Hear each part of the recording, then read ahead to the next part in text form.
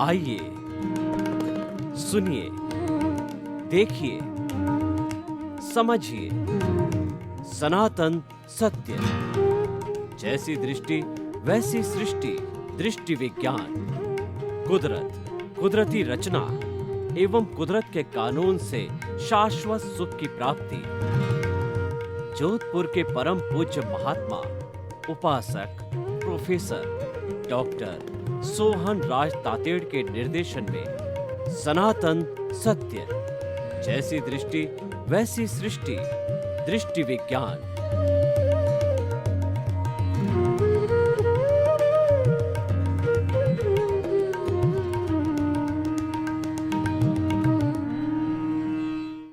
भाई और बहनों, मातृशक्ति को नमन। आज का बहुत सुंदर विषय है कि भीतर और बाहर का सौंदर्य। सौंदर्य का अर्थ होता है ब्यूटी, अच्छा दिखना, मन को भाने वाला, मन को अपील करने वाला, एम्यूजिंग, खुशी देने वाला, आनंद देने वाला सौंदर्य होता है। सत्यम शिवम सुंदरम, ये त्रिवेणी है। इसमें सत्य है, truth is God, God is truth. सत्य ही ईश्वर है और शिवम है, सबका कल्याण करने वाला है, जो सज्जन लोगों को कल्याण करने वाला है, दुर्जन लोगों को पनिशमेंट देने वाला है। और सुंदरम का अर्थ है ये पूरी सृष्टि भगवान ने देखने योग्य बनाई है, स्वर्ग योग्य बनाई है, सुंदर बनाई है। इस सुंदरता को देखिए, आप भी अपनी सुंदरता को बिखेरिए। Beauty is to see and not to touch. कोई तरह की भी ब्यूटी होती है वह देखने के लिए होती है। उसके ऊपर बुरे भाव लाने से, उसको खराब करने से, उसको डिस्ट्रॉय करने से जो है वो अच्छा नहीं रहता है। क्योंकि ब्यूटी है वो हमको कुदरत देती है, क्योंकि सारी सृष्टि का संचालन कुदरत करती है। कुदरत ही क्रिएटर है, ऑपरेटर है, डिस्ट्रॉयर है। वो भी सभी प्राणियों को जन्म देने वाला है और उसके साथ भरण पोषण करने वाला है, सभी उसके कार्य कराने वाला है। तो ये हमारा आज का जो विषय है, भीतर और बाहर का सौंदर्य। बाहर के सौंदर्य की हम बात करें, अगर जड़ पदार्थ के सौंदर्य की बात करें तो मकान आलीशान बना हुआ है, मंदिर आलीशान बना हुआ है, और उसके साथ साथ में हमारा पार्क है वो ग्रीन ही ग्रीन चारों तरफ है। हिल स्टेशन है, वहाँ पर चिड़ियाँ चहचहा रही है, मोर नाच रहे हैं, झरने कल कल जय वो कल रहे हैं, कलरव चल रहा है, चारों तरफ ग्रीन ही ग्रीन है, सूर्योदय हो रहा है और उसके साथ साथ के अंदर अपनी प्रकृति छटा जो है वो बिखेर रही है। तो ये प्राकृतिक सौंदर्य है। प्राकृतिक सौंदर्य हम देखते हैं तो हम मौन हो जाते हैं, और मौन होने से जो है हम अपने स्वरूप के जो है वो निरीक्षण के अंदर चले जाते हैं। प्रकृति का सौंदर्य स्वरूप को निहारने का एक जरिया है।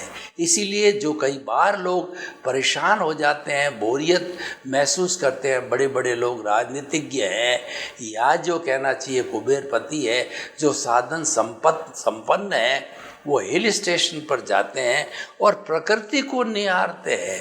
आप प्रकृति को निहारना चालू कर दीजिए, आप एकदम जो साइलेंट हो जाएंगे, चुप हो जाएंगे। वह तो प्रकृति बाहर की हो गई है, हमारे भीतर भी प्रकृति है। और जे पिंडे ते ब्रह्मांडे, जो हमको ब्रह्मांड बाहर दिखाई देता है, उसका रोल मॉडल, उसका रिप्रेजेंटेटिव है हमारे इस पिंड के भीतर है। यानी जो प्रकृति है पंचभूतात्मक है, पृथ्वी जल अग्नि वायु और आकाश के द्वारा बनी हुई होती है और उसी के द्वारा पोषण करती है। तो हमारा भीतरी जगत भी सारा ये शरीर जो है वह भी पंचभूतात्मक है, 5 भूतों से ही पोषित होता है, 5 भूतों से ही कार्य कर रहा है। तो ये प्रकृति दोनों एक हो गई, उसका रोल मॉडल हो गया। और प्रकृति जो हमारी ब्रह्मांड की प्रकृति है उसके अंदर सत्व, रजस और तमस 3 तरह के गुण आते हैं। जब सत्व गुण आता है प्रकृति एकदम शांत हो जाती है, पिन ड्रॉप साइलेंस हो जाती है और नए नए फूलों की उत्पत्ति होती है, चारों तरफ से सुगंध आती है और शुद्ध पानी चलता है, झरने, नदियाँ, नाले सब अपने ऋतुएं अपने अपने समय से आती है, नो डिस्टर्बेंस एट ऑल। वह इस प्रकृति का सत्व गुण है। और रजस्व गुण होता है तब चंचलता आती है। चंचलता क्या आती है? प्रकृति के अंदर टूट फूट होने लग जाती है कि हमारे पेड़ पौधे कुम्हला जाते हैं, पानी सूख जाता है और जहाँ खड्डे होते हैं वहाँ पे समुद्र हो जाते हैं और जहाँ पर समुद्र है वहाँ पहाड़ खड़े होता है। यानी चंचलता, प्रकृति चंचल बन जाती है, उसमें वेरिएशंस जो है आने लगता है, बदलाव आने लगता है, ये रजस्व गुण के कारण। और तमस्व गुण आती है तो प्रकृति दुर्गा बन जाती है। वो जो है वो दुर्गा बन करके सुनामी लाती है, भूकंप लाती है और अतिवृष्टि लाती है, अनावृष्टि लाती है, कोरोना जैसी महामारी को लाती है जो हमने बराबर पिछले 1.5 साल से जो है और बल्कि उससे ज़्यादा समय से जो है हम उस कोरोना को भुगत रहे हैं। और क्योंकि वो प्रकृति का हमको पनिशमेंट है। प्रकृति ये कहती है कि पुरुष तुमने सबसे ज़्यादा मेरा दोहन किया, मैंने तेरा पालन पोषण किया, मैंने तुझे पैदा किया, मैं ही तुम्हारा क्रिएटर, ऑपरेटर, डिस्ट्रॉयर हूँ, लेकिन तू मेरे को फॉलो नहीं करता है। तू तो बादशाह बन गया, तू तो जो है कर्ता बन गया। कर्ता तो मैं स्वयं हूँ, कर्ता तो व्यवस्थित शक्ति है, साइंटिफिक सर्कमस्टेंशियल एविडेंसेस है जो जब वो काम करने वाली तो तुम अपने आप को भ्रांति स्वरूप करता कैसे मानते हो? दुनिया का कोई भी व्यक्ति करता नहीं है। तुम अकर्ता बन जाओ तो मेरा प्राकृतिक जीवन जी सकते हो और मैं भी तुम्हें सुविधा दे सकता हूँ। और कर्ता बनते ही वो कर्म का बंधन चालू कर देता है और प्रकृति ऐसे कर्ता बनने वाले लोगों को पनिशमेंट देती है और पनिशमेंट दे करके और वो कहती है, देखो मैंने कोरोना को जो महामारी को पैदा किया, मैंने तुम्हारे को घर के अंदर कैद कर दिया 6 महीना, 8 महीना, 12 महीना, और मैंने तेरे को साक्षात जो है मेरा पर्चा भी दिखा दिया कि देखिए कि वो किस तरीके से जलंधर से जो है वो हिमालय पर्वत साफ दिखाई देने लगता है, जबकि वो सदियों सदियों पहले भी दिखाई नहीं देता था। और जो हमारी गंगा नदी है उस पर अभी अरबों रुपए खर्च करके उसकी सफाई करके और सारी अशुद्धि को हटाया था, वो एकदम शुद्ध हो गई है, क्योंकि उसको अशुद्ध करने वाला घर के अंदर कैद है। और दिल्ली जैसे बड़े महानगर के अंदर सांस लेना दूभर हो रहा था, अब आप आराम से टहलिए, चारों तरफ ऑक्सीजन ही ऑक्सीजन है, कार्बन डाइऑक्साइड की मात्रा बहुत कम हो गई है, क्योंकि जो कार्बन डाइऑक्साइड देने वाला व्यक्ति है, चाहे वो श्वास को निकालने के माध्यम से या वाहनों के माध्यम से वो घर के अंदर पैक बैठा है।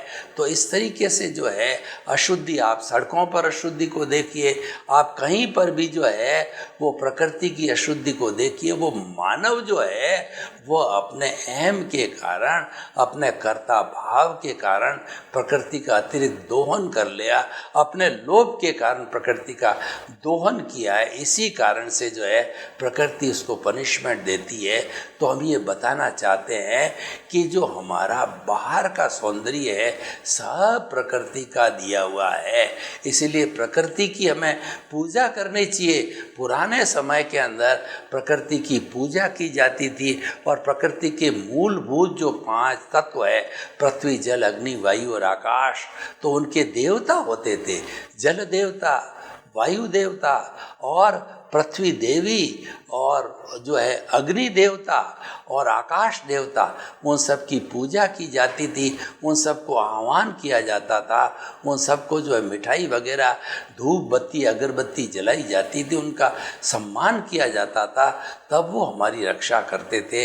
आज व्यक्ति ने लोभ और अहंकार के वशीभूत होकर के जो है प्रकृति की माँ को पूजा करना उसने बंद कर दिया और वह अपने को शहंशाह बादशाह बनने लग गया। जब सारी ऐसी स्थिति और बाहर का सौंदर्य खराब हुआ है तो हम ये कहना चाहते हैं, हमारा शरीर का जो बाहर का सौंदर्य है, यानी हमारी बॉडी के अंदर जो है हमारे जितने अवयव है वो सुडौल है, आँख है, नाक है, कान है, पेट है, हाथ है, पैर है, चमड़ी है, वो सुडौल है और अच्छे दिखाई देने वाले होते हैं, वो हमारा सौंदर्य है। और उसके साथ साथ के अंदर हमारा रूप है।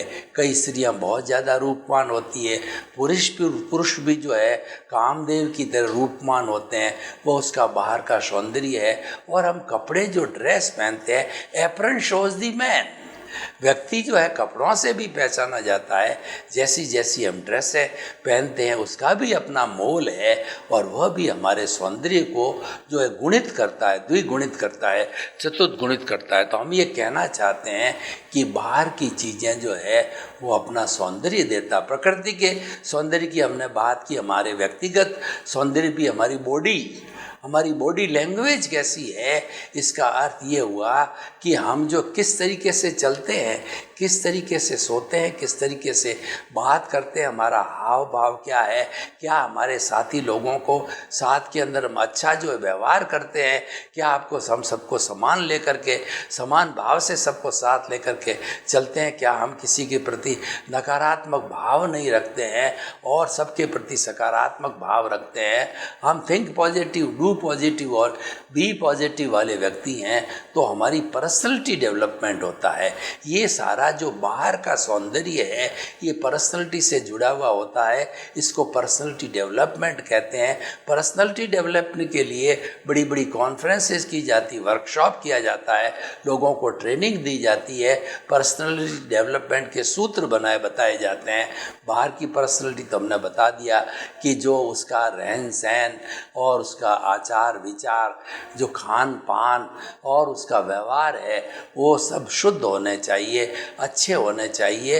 ये सारा उससे बाहर का सौंदर्य बनता है।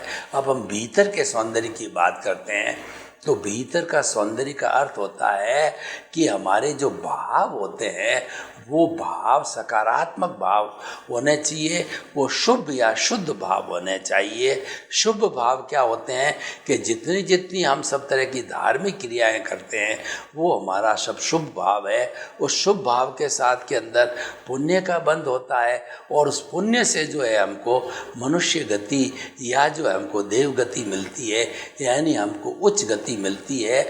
और उसके साथ साथ के अंदर हम अगर अपने भीतर के सौंदर्य यानी हम शुद्ध भावों को अगर करते हैं, शुद्ध भाव का अर्थ होता है दृष्टि विज्ञान ज्ञाता दृष्टा, और जो चेतन स्वरूप के जो है जानकारी करना, चेतन स्वरूप के साथ के अंदर जुड़ना, तन्मयाकार होना, और जो मन वचन काया रूपी जो हमारी अवस्था चल रही है उसके साथ तन्मयाकार नहीं होना, उसके साथ नहीं जुड़ना है, तब हमारा भीतर का सौंदर्य निखार पर आता है। तो भीतर का सौंदर्य का भी निखार होना चाहिए, बाहर का सौंदर्य का भी निखार होना चाहिए।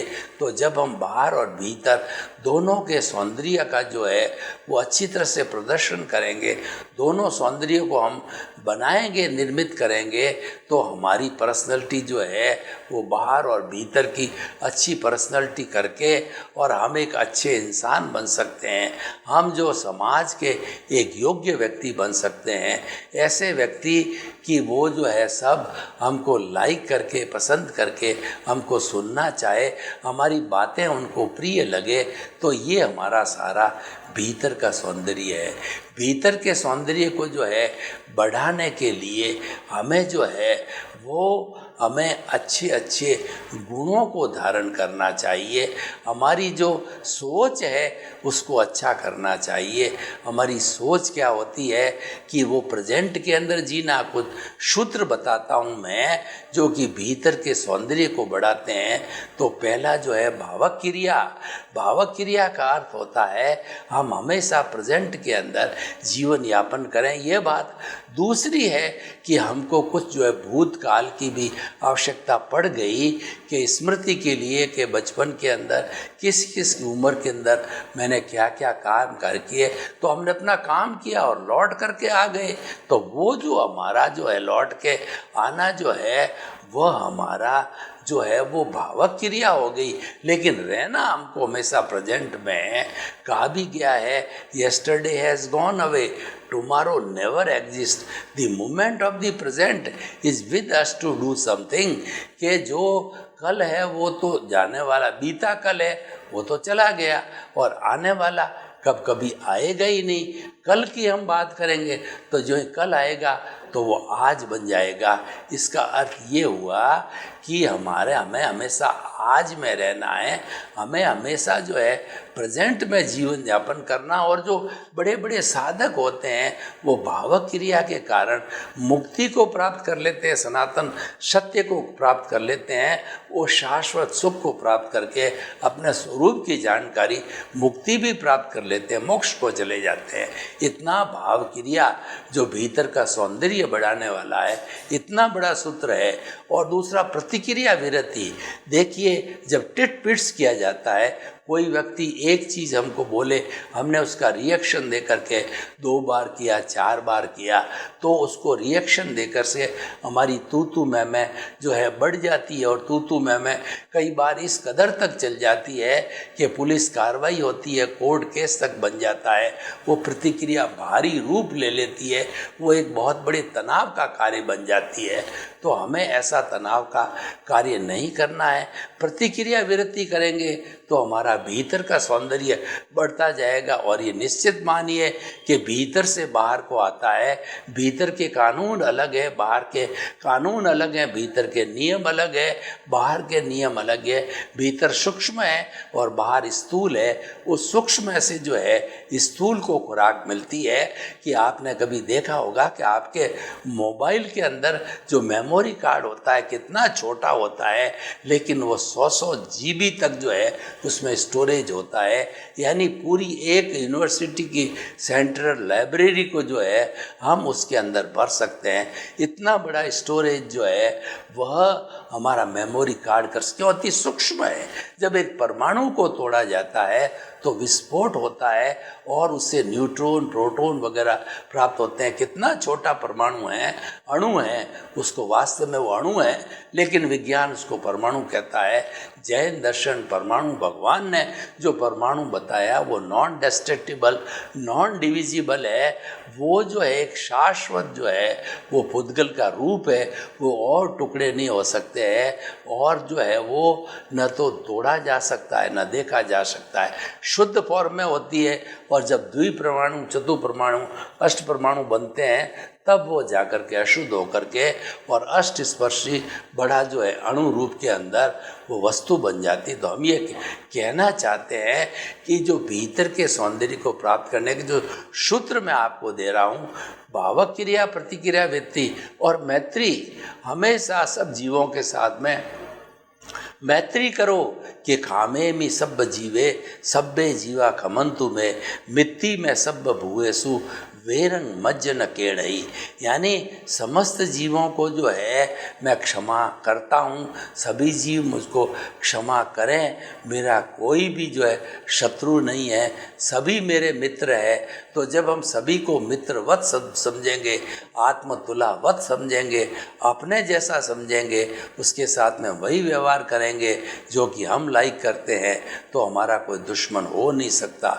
तो हमको जो है लोग जो है पसंद करेंगे। तो ये भावक क्रिया, प्रतिक्रिया व्यक्ति और ये मैत्री की बात है। और चौथा जो सूत्र है मित भाषण, यानी हमको सत्य बोलना, मीठा बोलना और सबका हितकारी बोलना, किसी का अहित होता हो वैसी भाषा हमको नहीं बोलनी, टॉन्टिंग भाषा नहीं बोलनी और मर्शावाद झूठ कपट करने वाली जो है वो तंतीली भाषा हमको नहीं बोलनी। तो इसीलिए कहा भी गया है कि यद्यपि सत्यम लोक विरुद्धम नाचरणीयम। यद्यपि आपके पास में पूर्ण रूपेण सत्य है, आप सत्य को जानते हो, सत्य को कहने वाले हो, लेकिन उससे अगर किसी को दुख हो जावे, किसी को तकलीफ हो जावे, तो ऐसा आचरण, ऐसी गोपनीय चीज़ हमें नहीं बतानी चाहिए। तो भावक क्रिया, प्रतिक्रिया विरति, मैत्री, मित भाषण और मिताहार, भोजन का संबंध हमारे मुक्ति से है, भोजन का संबंध हमारे विचारों से है, क्योंकि भोजन से हमारे विटालिटी बनती है। विटालिटी 4 चीज़ों से बनती है, भोजन, पानी, सूर्य का ताप और हमारी जो है हमारी ऑक्सीजन जो है प्राण वायु, चारों मिलकर के विटालिटी बनाते हैं, चारों मिलकर के हमारी जो है ऊर्जा बनाते हैं और वह ऊर्जा जो है हमको ऊर्ध्वगामी बनाती है, हमें आगे ले जाने वाली होती है। उस ऊर्जा को हमें फालतू खर्च नहीं करना, उस ऊर्जा का भंडार धीरे धीरे बढ़ता है, पर प्रतिदिन हम उसको जो है भोग विलास ऐश आराम में खर्च कर देते हैं। तो हमको जितने जितने पॉजिटिव काम करने हैं तो हम कर नहीं पाते हैं। तो उस ऊर्जा को कुंडलिनी जागरण से सहस्त्र सार तक लाना चाहिए, ये प्रयास करना चाहिए। तो हमारा जो है भावक क्रिया, प्रतिक्रिया, व्यक्ति, मैत्री, मित भाषण और मिताहार, इन सब चीज़ों के बारे में हमने चिंतन किया कि ऐसे सूत्र है कि इन सूत्रों को हम अगर धारण करते हैं तो हमारा भीतर का सौंदर्य है बहुत अच्छा हो जाता है। तो भीतर का सौंदर्य है वो बाहर के सौंदर्य को जो है निखारता है, बाहर उसकी अभिव्यक्ति होती है और भीतर उसका क्रिएशन होता है। क्योंकि हमारे भीतरी जगत के अंदर जो हमारा ये तेजस शरीर है वो बहुत बड़ी फैक्ट्री है, वह जो है सब चीज़ का निर्माण करता है, सब चीज़ का रूपांतरण करता है। तो हमारा जो ये जो सौंदर्य है उसका रूपांतरण भी जो है अवचेतन मन के अंदर, सबकॉन्शियस माइंड के अंदर होता है और वह इसको और सुंदर बनाता है। तो हमारे कहने का अर्थ ये है कि हम भीतरी जगत को, बाहरी जगत को, दोनों को सौंदर्यमय बनाएंगे।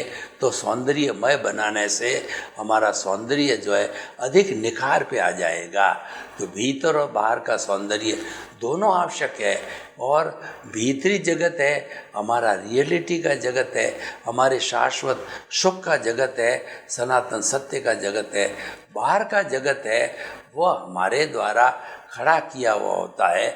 हमने जो ध्वनि पिछले जन्म में की थी उसके कारण जो कॉजेज पड़े थे, उस कॉजेज के कारण ही जो है हमारा ये जो है नया शरीर हमको कॉजल बॉडी लिंक शरीर जो है बना है। तो हम इस तरीके से ये बताना चाहते हैं कि जो है हमें दोनों सौंदर्य की तरफ ध्यान देना चाहिए। दोनों एक दूसरे से जुड़े हुए हैं, पूरक है, कॉम्प्लीमेंट्री है और हम इसको प्राप्त कर सकते हैं। इंसान चाहे तो दोनों तरह के सौंदर्य को प्राप्त कर सकता है और इंसान को दोनों तरफ का सौंदर्य का ध्यान भी रखना चाहिए। जब ये दोनों तरफ के सौंदर्य हो जाते हैं तो जगत के अंदर हमको कोई भी देखने वाला होगा वह हम उसके लिए प्रिय बनेंगे, हम उसके लिए वंदनीय और स्तुत्य बनेंगे। और व्यक्ति हर एक का जीवन का उद्देश्य यही होता है कि आपका समाज में कैसा मूल्यांकन है, आपके अन्य लोग आपके बारे में कैसा चिंतन करते हैं कि ये सज्जन व्यक्ति है, दुर्जन व्यक्ति है। तो उसको जो है वो हमें देखने के लिए जो है हमें ये सारा दोनों तरह के सौंदर्य का जो है हमें अच्छी तरह से निर्माण करना चाहिए। तो अब हम आपको बताना चाहते हैं कि ये जो बाहर और भीतर का सौंदर्य होता है वह कितना महत्वपूर्ण हो सकता है, उसके बारे में हम चर्चा करेंगे कि दोनों तरह के सौंदर्य जो है बहुत महत्वपूर्ण हो सकते हैं। उसके लिए हमको साधना करनी पड़ेगी, उसके लिए हमको एक नेक इंसान बनना पड़ेगा। और हमने जो आपको सूत्र बताए हैं, उन सूत्रों का पालन जो है करना पड़ेगा।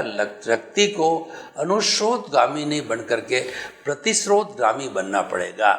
जो व्यक्ति अनुस्रोतगामी है, अनुस्रोतगामी का मतलब ये है कि जो प्रवाह चल रहा है पानी का, उसके साथ साथ में आप हैं बहते गए। विचारों का जो क्रांति चल रही है, प्रवाह चल रहा है, उस प्रवाह के साथ में आप बह गए। तो हमको उस प्रवाह के साथ में बहना नहीं है, हमको तो प्रतिशोध के अंदर जो है वो चलना होता है। प्रतिशोध में चलने का अर्थ ये हो गया कि हम अपने आप का जो है मूल्यांकन करें, अपने आप को तोलें, क्योंकि हमारा जो प्रभु है वो स्वयं के द्वारा स्वयं का निरीक्षण करता है, वही बाहरी जगत को संचालित करता है। और भीतर में तो वो मौजूद है ही है, सब कुछ होता है उसकी हाजिरी से होता है, उसके आदेश से होता है।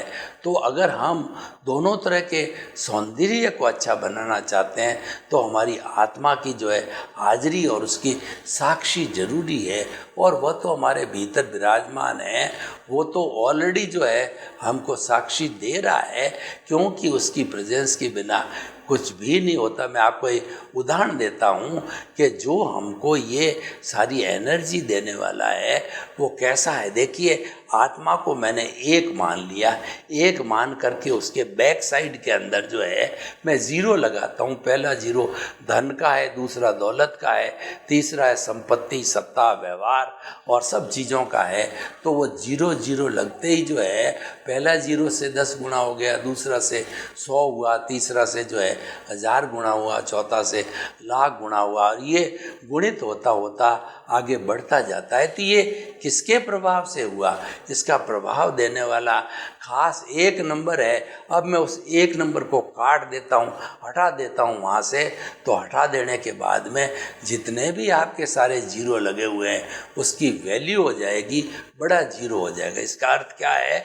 इन सब जड़ पदार्थों की जो हमारे जीवन से जुड़े हुए हैं उन सबको क्रेडिट देने वाला, मूल्यांकन करने वाला और जो है उनको आगे जो बढ़ाने वाला जो है वो हमारा चेतन तत्व है।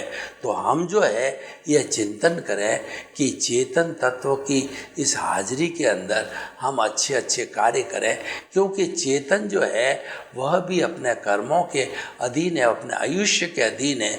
जब आयुष्य संपन्न हो जाएगा तो चेतन इस शरीर के अंदर नहीं टिकेगा और चेतन जो है स्वयं मुक्ति को चला जाएगा, मोक्ष को चला जाएगा। तो हम ये आपको बताना चाहते हैं कि आप भीतर के सौंदर्य को प्राप्त करने के लिए चेतना के साथ में जुड़िए और बाह्य सौंदर्य को प्राप्त करने के लिए जो भीतर से आ रहा है, यानी जो भाव जो है भीतर से आ रहे हैं, तो उनके वो शुभ होने चाहिए, शुभ और शुद्ध होने चाहिए। शुद्ध भाव जब बाहर के जगत में आएंगे तो बाहर के सौंदर्य को जो है कई गुना अच्छा बना देंगे। तो हम ये आपको बताना चाहते हैं इस सनातन सत्य के कार्यक्रम के से कि जो भीतर का सौंदर्य और बाहर का सौंदर्य दोनों ही आवश्यक है। बाहर का सौंदर्य जो है हमें जो हमारे जीवन के अंदर जैसे जैसे भोग करने के लिए चीज़ें मिली हुई है, हम उसका भोग जो है वो करते चलेंगे, आगे बढ़ते चलेंगे। और जो भीतर का सौंदर्य है वह हमें मुक्ति की ओर ले जाने वाला होता है, हमें शाश्वत सुख को देने वाला होता है। तो वो हम उसकी जो है उसके साथ साथ के अंदर हम इसको लेते चलेंगे। तो भाई और बहनों, हम आपको बताना चाहते हैं कि बाहर और जो भीतर का जो सौंदर्य है उसका समन्वय किया जाना चाहिए। उन दोनों को जो है आपस के अंदर मिला करके फिर रिजल्टेंट लिया जाना चाहिए।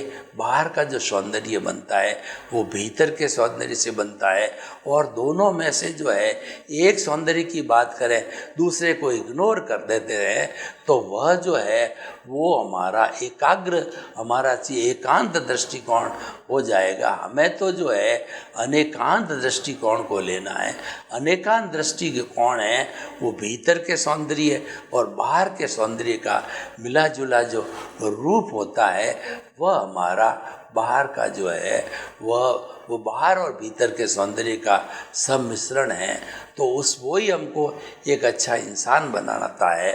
तो हम आपको ये बताना चाहते हैं कि हमें एक अच्छा इंसान बनने के लिए दोनों तरह के सौंदर्य है उसका जो है हमें दोनों तरह के सौंदर्य का समन्वय करना चाहिए, और उसका समन्वय करके शाश्वत सुख सनातन सत्य की प्राप्ति की जाना चाहिए। सर्वे भवन्तु सुखिनः, सर्वे सन्तु निरामया।